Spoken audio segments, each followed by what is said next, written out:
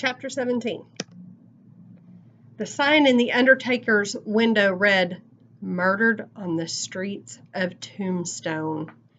Luke, Jenny, and the swamper stopped to look at the three bodies dressed in their Sunday best, lying in black caskets beautifully trimmed with silver. The coffins had been propped up behind the window so that folks passing by could get a good close look. "They look so calm and peaceful," said Jenny, "almost as if they were just taking a nap and will wake up soon. It's hard to believe that they had such a bad ending."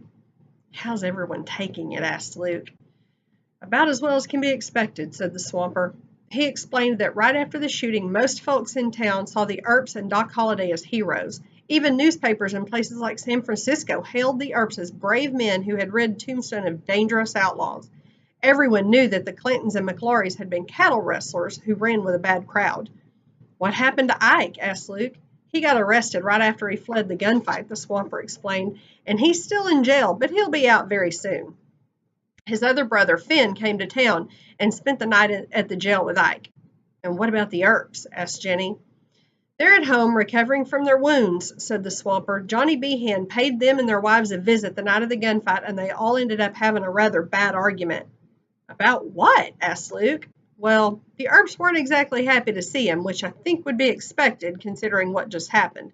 And the fact that there has always been bad blood between them certainly doesn't help." Luke looked around. He noticed that the boardwalk was becoming very crowded. Very crowded. Then he turned back to the undertaker's window. "Look!" he exclaimed. "They're gone!" Jenny and the swamper turned to see that the window display was empty. "What's that?" said Jenny. "I think I hear a band playing." Turning to face the street, she and her brother saw the funeral procession go by. A brass band played somber funeral music. It was followed by Billy Clinton's casket on a horse-drawn hearse. "Look at that, Luke. It looks just like the hearse we saw in the Birdcage Theater," she said. Following Billy Clinton's casket was another horse-drawn hearse carrying the bodies of the two McClory brothers. It was followed by a wagon carrying Ike and Finn Clinton and many, many people on foot. Hundreds of people lined both sides of the street up and down the boardwalks for several blocks. "I didn't realize that the Clintons and McClurys were so popular," said Jenny. "I don't think it's that," said the swamper. "A lot of folks just have a morbid curiosity, that's all.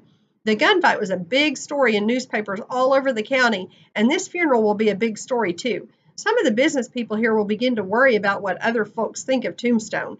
If too many of them get the wrong idea, it could be bad for business." Luke and Jenny looked back at Allen Street and noticed the crowds were gone and everything seemed to be back to normal. The swamper explained that a few days had passed and that the coroner's inquest had just been held. "What's a coroner's inquest?" asked Luke. "Oh, that's a legal term," explained the swamper. "It's what happens when there's a death that's not from natural causes.